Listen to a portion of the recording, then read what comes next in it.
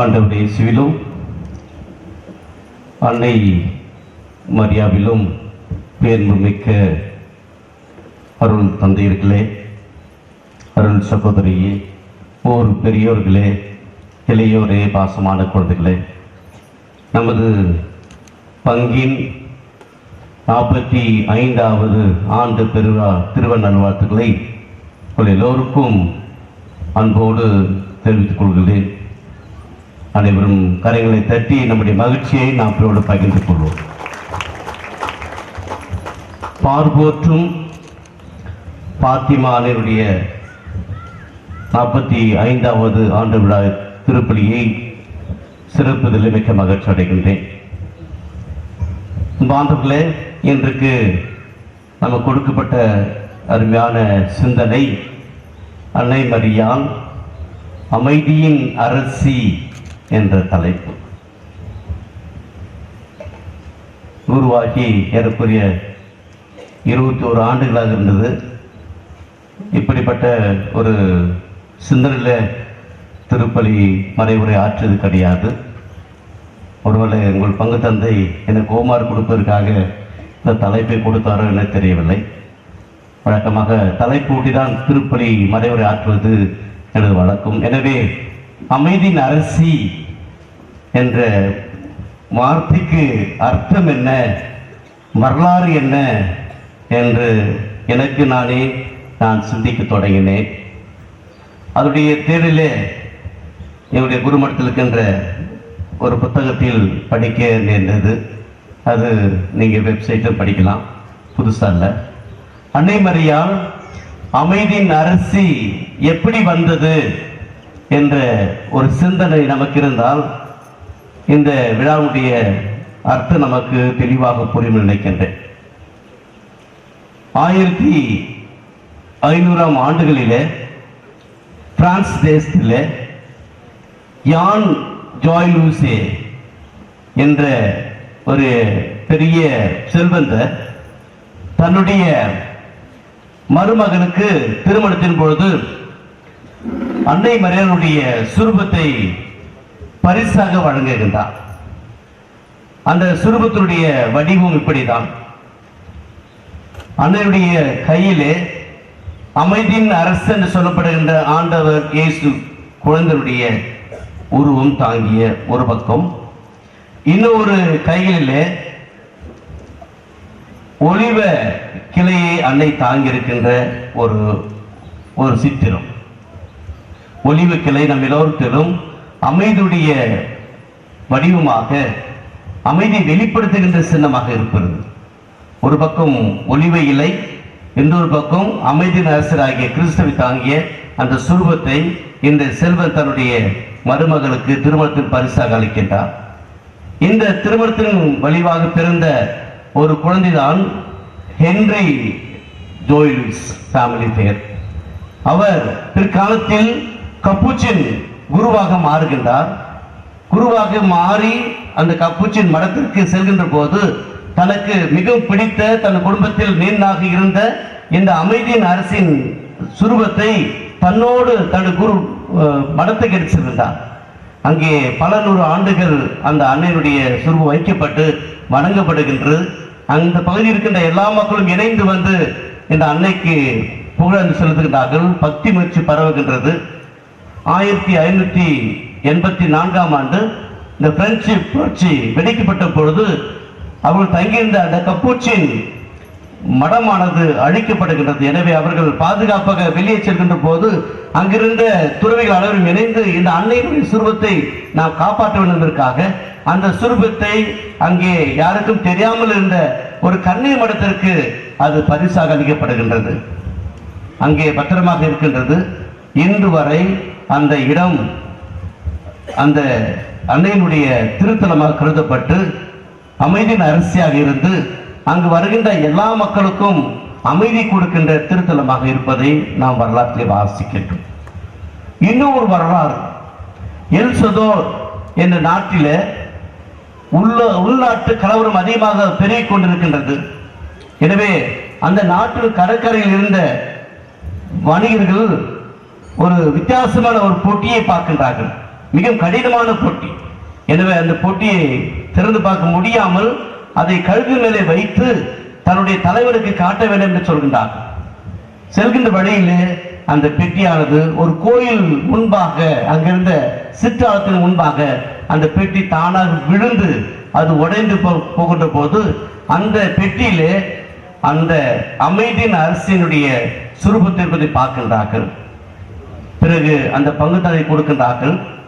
அந்த சுரூபம் அந்த ஆலயத்தில் வைக்கப்பட்டு பேரளவு கட்டப்பட்டு இன்று எல் சதுவருடைய மறைமாடத்துடைய பேராலயமாக கத்தீட்ரலாக இருப்பதை நாம் வரலாற்றில் வாசிக்கின்றோம். அன்புக்குள்ளே இந்த அமைதியின் அரசுடைய பக்தியை திரு அவையில் அதிகமாக பரப்பதை பார்க்கணும். குறிப்பாக பெனடிக்ட் 15ஆம் ஆசீர்வாதப்பர் இந்த பக்தியை அதிகமாக பரப்ப செய்கின்றார். இந்த அமைதியின் அரசுடைய இந்த தலைப்பை திரு அவைக்கு அதிகமாக பரப்பியது, அதனுடைய பக்தியை பரப்ப செய்தது திருத்தந்தை அலெக்சாண்டர் 7 சொல்வார்கள்.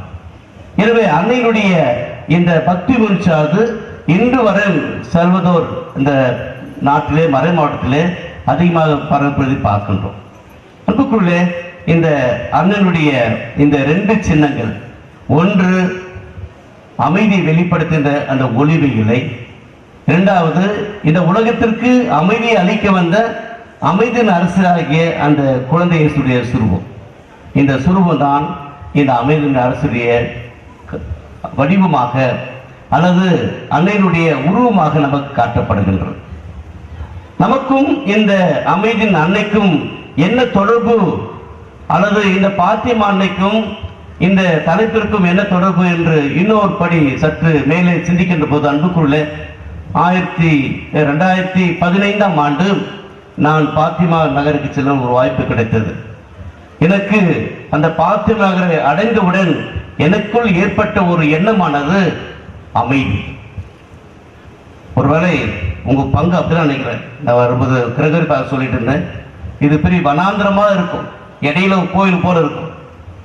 நீங்க பாத்திமா நகர் போனாக்கா அந்த ஸ்டேஜில் இருக்க ஒரு கோயில் இருக்கும், உங்க பங்கு சம்மா இருக்கிற ஒரு கோயில் இருக்கும். இதுக்கு இடையில எந்த ஒரு அமைப்பும் கிடையாது, எந்த ஒரு அமைப்பும் கிடையாது. திறந்த வெளி, நம்ம வடிவேலு கிணத்துறா போல திறந்த வெளியா இருக்கும், அமைதியா இருக்கும். அங்கு மாலையில் பார்த்தோம் என்றால் வெறும் ஜபமாலை மட்டும் செவிக்கின்ற ஒரு அமைதியான சூழலை நம்மால் பார்க்க முடியும். எனக்கும் என்னோடு பயணித்த நம்முடைய முன்னாள் பரிபாலர் தந்தை ஜான்டாப்பட்டம் சென்றிருந்தோம். எங்களுக்குள் ஏற்பட்ட இந்த மனநிலை என்பது அமைதி. எவ்வளோ மக்கள் வந்து சேர்கின்றார்கள், எவ்வளோ மக்கள் ஜெபிக்கின்றார்கள், ஆனால் அங்கு பேசுவது கிடையாது. ஒரு அமைதியான நிலையை பார்க்கின்றோம். காரணம், இந்த பாத்திமா அன்னுடைய திருத்தலமானது அங்கு வருகின்ற எல்லோருக்கும் அமைதி வழங்குகின்ற சூழ்நிலையும் மனநிலையும் வழங்குவதுதான் உண்மையாக இருக்கின்றது. இரண்டாவது, இந்த அமைதியின் அரசிக்கும் பாத்திமானுக்கும் இன்னொரு தொடர்பு நாம் பார்க்கின்ற போது அன்புக்குள்ள இந்த முதல் உலக போர் முடிந்த பிறகுதான் இந்த பாத்திமானுடைய காட்சி நமக்கு கொடுக்கப்படுகின்றது. அன்னையுடைய செய்தியில 7 செய்தியில 2 செய்தி இந்த உலக அமைதிக்காக நாம் ஜெபிக்க வேண்டும் என்று அன்னை கேட்டுக்கொள்கின்றார்கள். இரண்டாவது செய்தியில ஜெபமாலை ஜெபியுங்கள், அது உலக அமைதியை கொண்டு வரும் என்று அன்னை அவள் நமக்கு சொல்லியிருப்பதை அந்த வாக்குறுதி சொல்லப்படுகிறது. அது மே மாதம் 13ஆம் தேதி 1917 சொல்லப்பட்டது. அதே போல ஜூன் 13, 1917ஆம் ஆண்டு மீண்டும் அன்னை சொல்கிறார், என் அன்னையிடத்திலே ஜெபமாலை ஜெபியுங்கள், அவள் உங்களுக்கு அமைதியை தருவார் என்ற செய்தியும் நமக்கு சொல்லப்படுகிறது. 7 செய்திகள்ல 2 செய்திகள் நமக்கு அமைதிக்காக ஜெபிக்க விடுப்பது அன்னையுடைய செய்தி. அதுவும் அன்புக்குள்ளே ஜெபமாலை ஜெபிக்கப்படுவது. அதுதான் பாத்திமா நகரில் நீங்கள் இன்று போய் பாருங்கள், எப்பொழுதுமே ஜெபமாலை ஜெபிக்கின்ற அந்த ஓசை, அந்த வனாந்திரம் போல இருக்கிற அமைதியான இடத்துல ஜெபமாலையினுடைய ஓசைகள் எழுகின்றது. அங்கு வருகின்ற எல்லோருமே அன்புக்குள்ளே அமைதி பெற்றுக் கொள்கின்றார். இந்த அமைதியின் அரசை தான், இந்த பார்ப்போற்றும் அமைதியின் அரசை தான் நீங்களும் நானும் நம்முடைய பாதுகாவலை கொண்டிருக்கின்றோம். இறைவனுக்கு நன்றி செலுத்துவோம். ஒருவேளை எனக்கு இந்த சென்னிமரம் கோயில் அப்படிதான் அமைந்திருக்கிறதோ தெரியல. மனாந்தரம், இரண்டு பக்கமும் எதுவும் இல்லாத ஒரு இடம்.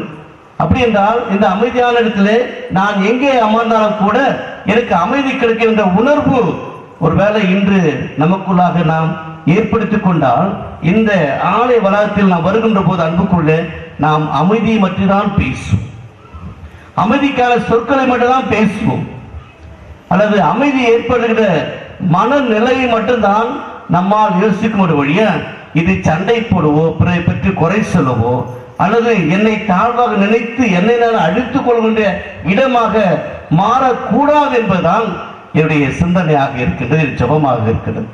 அன்புக்குள்ளே எந்த அமைதியின் அரசி முன்னுள்ளே நம்முடைய பேரூர் தந்தை ஜேம்ஸ் சொன்னது போல நம்முடைய குடும்பத்திற்கு, நம்முடைய உள்ளத்திற்கு, நம்முடைய தெருவிற்கு, அழகா சொன்னாங்க, நம்முடைய தெருவிற்கு, நம்முடைய அன்பிங்களுக்கு இந்த அன்னை அமைதியை தர வேண்டும் என்ற ஜெப உணர்வு நமக்கு இருக்க வேண்டும். மூன்றாவது இன்னும் ஒரு சிந்தனை இருக்கிறது. இந்த அமைதியின் அன்னை 6 கன்னியர்களுக்கு காட்சி கொடுத்து இந்த உலகத்தில் அமைதி பெற வேண்டும் என்றால், அமைதி நிலைநாட்ட வேண்டும் என்றால் 5 செயல்களை நீங்கள் செய்ய வேண்டும் என்று சொல்கின்றார். ஒருவர் அது திருச்சபை கட்டளோடு இணைந்து செல்வதாக பார்க்கின்றேன். முதலில் சொல்கின்றார், ஜெபமாலை ஜெபியுங்கள். ஏன் அடிக்கடி ஜெபமாலை சொல்லணும்? அதெல்லாம் என்ன ஒரே அருந்த மாதிரியே சொல்றோமே, அதுல என்ன அமைதி ஏற்படுது அப்படின்னு நமக்கு யோசிக்கலாம். அன்புக்குள்ளே ஒரு குறிப்பிட்ட மந்திரத்தை சொல்லை நாம் மீண்டும் மீண்டும் தியானிக்கின்ற போது நமக்கு உள்ளே நமக்கு புரியாமலே, இனம் புரியாமலே ஒரு அமைதி ஏற்படும். அந்த இந்திய அந்த ஆன்மீகத்தில் கூட பஜனை என்று சொல்கின்றது. பஜனை என்பது சொல்லியதை மீண்டும் சொல்லி பாடுவது. பெரிய பெரிய வார்த்தைகள் அல்ல, தெரியாத வார்த்தைகள் அல்ல, புரியாத வார்த்தைகள் அல்ல, மாறாக நமக்கு தெரிந்த எளிய ஜபத்தை மீண்டும் என்று சொல்லும் போது அன்புக்குள்ள அது நமக்கு அமைதியை வருவிக்கும். ஆனால் அதை திறந்த மனதுடன் அல்லது புரிந்த மனதுடன் நாம் செபிக்கின்ற போது நமக்குள் அமைதி இருக்கும். இதை ஒரு மெக்கானிக்கா வாடிக்கைக்காக சொல்கின்ற ஜபமாக மாறுகின்ற போது ஜபமாலை அமைதியை கொண்டு வர முடியாது. எனவே அன்னை சொல்கின்றார்கள், ஜபமாலை செபியுங்கள். இரண்டாவது சொல்கின்றார்கள், தினந்தோறும் திருப்பலியில் கலந்து கொள்ளுங்கள் என்று சொல்கிறார். திருப்பலியில் கலந்து கொண்டு ஆண்டவர் வார்த்தையை தியானித்து ஆண்டவரை உணவாக உட்கொள்கின்ற போது நமக்குள் அமைதியை உண்டாக்க முடியும். மூன்றாவது சொல்கின்றார்கள், நல்ல ஒப்புரவு அருட்சாதனத்தை பெற்றுங்கள். ஏன்னா ஒவ்வொரு ஒப்புரவு அருட்சாதனமும் அன்புக்குள்ளே பாவசாதனமும் நாம் செய்கின்ற போது நமக்கு அமைதி தருகின்றது. ஏதோ இது சடங்கு அல்ல, சம்பிரதாயம் அல்ல, அல்லது ஊருக்காக அல்ல, மாறாக எனக்குள் ஏற்பட்டுகின்ற மன உடைச்சலை, மன பிரச்சனையை ஒரு குருவானத்து சொல்லி இறைவனுடைய ஆசிரியர் அமைதியாக பெறுகின்ற போது அன்புக்குள்ளே நான் உண்மையான அமைதியை பெற்றுக் கொள்கின்றேன் என்று சொல்லப்படுகின்றது. நான்காவது, அன்புக்குள்ளே பிறரோடு அன்பு உறவை பாராட்டுங்கள், பகைமையை பாராட்டாதுங்கள், மாறாக பிறருக்கு அன்பு செலுத்துங்கள் என்று சொல்ல வார்த்தை சொல்லப்படுது. கடைசியாக அன்புக்குள்ளே நாம் எல்லோரும் இணைந்து ஜெபிக்கின்ற ஒரு சூழலை உருவாக்கும் என்று அன்னை சொல்வதை பார்க்கிறோம். இதுதான் அமைதியின் அரசு நமக்கு கொடுக்கின்ற அற்புதமான சிந்தனை.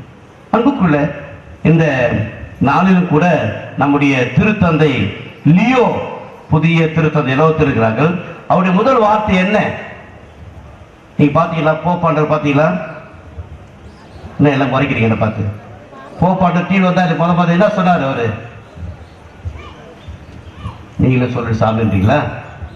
முதலாக அவர் எல்லாரும் சந்திக்கின்ற போது எல்லோருக்கும் அமைதி உண்டாக, பீஸ் பி வித் யூ என்று சொல்ல. அதான் முதல் வார்த்தையா சொன்னது. ஒரு ஊருக்கு யாரா வந்தா ஃபர்ஸ்ட் சொல்லுகின்ற வார்த்தை ரொம்ப மிக முக்கியமானது. அப்ப திருஅவையினுடைய தலைவர் திருத்தந்தை முதலாக சந்திக்கின்ற போது அவர் சொல்கின்ற வார்த்தை அமைதி உங்களுக்கு உரித்தாக சொல்கிறார். அவர் சொல்கிறார் மீண்டும், ஏன் இந்த வாழ்த்து? உயிர்த்த நம் ஆண்டவர் இயேசு கிறிஸ்து முதல் சொன்ன வார்த்தை அமைதி உங்களுக்கு உண்டாக்குக. எனவே அமைதியின் தூதராக நான் இந்த உலகிற்கு விலகப் போகின்றேன். அந்த மறைந்த நம்முடைய முன்னாள் திருத்தந்தை பிரான்ஸ் அவர் கூட உலக அமெரிக்காவை ஜெபிக்க அழைத்தார். குறிப்பாக உக்ரைன் நாட்டுக்காக ஜெபிக்க நம்ம அழைத்தார். அவர் சொல்வார், எப்பொழுதும் உலக அமைதி என்பது போர்களினாலும் போர் கருவினாலும் அல்லது பிறரை கொள்வதனாலும் உலகத்தில் அமைதி ஏற்படுத்த முடியாது. அவர் சொல்வார், அழகா சொல்வார், அன்புக்குரிய நண்பர்களே, யோசித்து பாருங்கள், எத்தனை பேர் கால் இல்லாமல் மருத்துவமனை படுத்துக் கொள்கிறார்கள்.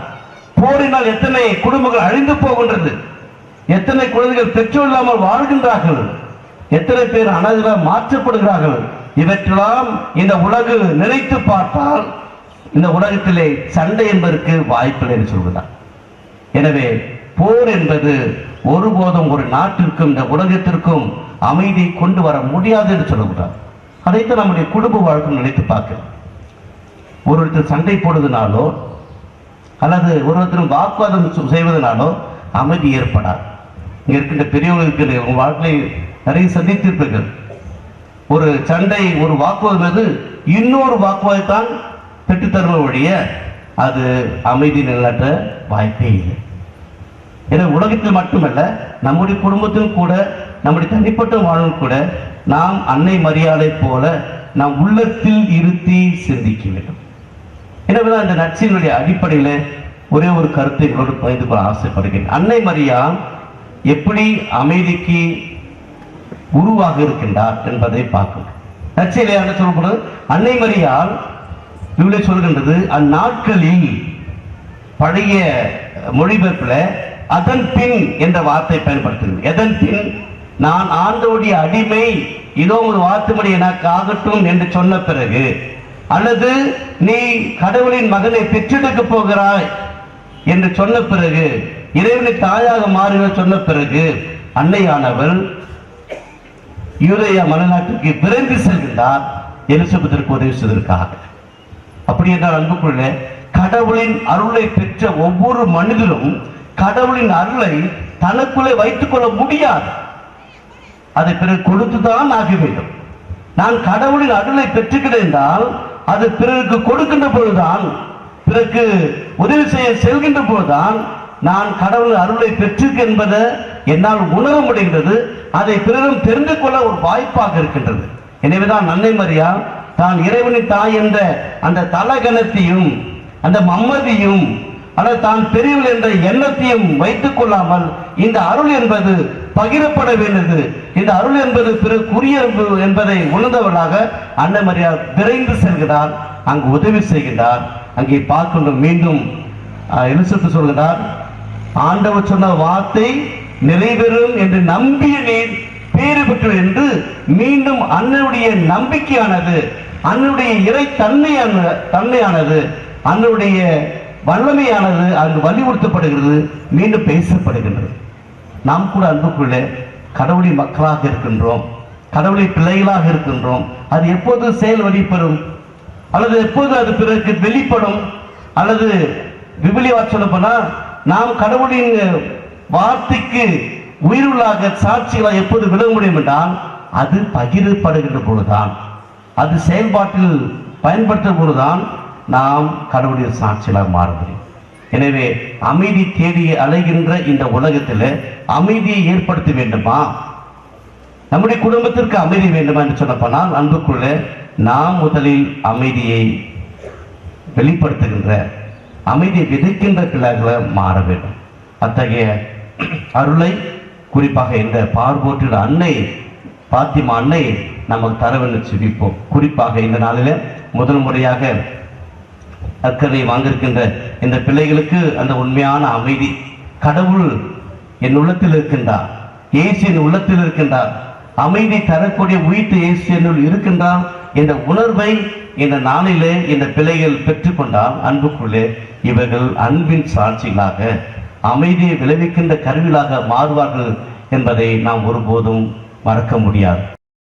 எனவேதான் தூய பவுல் இன்றைய இரண்டாட்சி சொல்லு போல அமைதியை எப்படி நாம் ஏற்படுத்தணும், கான்கிரீட்டா நம்முடைய அன்றாட அழகா சொல்கிறார், உடன் பிறப்புகள் போன்று ஒருவருக்கு உலகணிந்த அன்பு காட்டுங்கள். எல்லாரையும் நம்மோடு பிறந்தவர், அதான் நம்முடைய திருத்தந்தை பெற்றேலி துத்தி, நாம் அனைவரும் சகோதர சகோதரர்கள் என்ற மடலில் எழுதினார். எல்லோரும் உடன் பிறந்தவர், எப்படி சண்டை வரும் வராது. ஓகே, அதே போல பிறர் மதிப்புக்கு உரியவர்கள் என்று கருதுகள். அற்புதமான வார்த்தை. எனக்கு முன்னாடி இருக்கிற ஒவ்வொரு மனிதனும் மதிப்புக்குரியவர்கள் என அவர்களை மதிக்க கற்றுக்கொள்ளுங்கள். மூன்றாவது சொல்வார், விடாமுயற்சியோடும் மிகுந்த ஆர்வத்தோடும் ஆண்டவருக்கு பணிபுரியும். ஆண்டவருக்கு பணி என்பது இறை மக்கள் பணிபுரியுங்கள் என்று சொல்ல வார்த்தையில் பார்க்கிறோம். அதே போல பிறருக்கு ஆசி கொடுங்கள். என்ன நேர்ந்தாலும் பிறருக்கு ஆசி கொடுங்கள். இப்படிப்பட்ட சாதாரண அன்றாட வாழ்க்கை நடைபெறுகின்ற செயல்பாடுகள் நாம் செய்தோம் என்றால் அன்புக்குள்ளே நிச்சயமாக நாம் வாழ்கின்ற இடத்தில் அமைதியை ஏற்படுத்த முடியும். அந்த அமைதியை ஏற்படுத்துகின்ற அமைதியின் அரசியாகிய அன்னை மரியாதை பிரதிபலிக்கின்ற பிள்ளைகளாக மாற முடியும் என்பதை தியானித்தவர்களாய் செபித்தவர்களாய் நம் உள்ளத்திற்கும் இல்லத்திற்கும் நம்முடைய பங்கிற்கும் அமைதியுடைய அரசி நமக்கு துணையாக வர வேண்டும். நம்முடைய உள்ளத்திற்கு அமைதி தர வேண்டும் என்று இந்த திருப்பிலை தொடர்ந்து செபிப்போம். ஆமென்.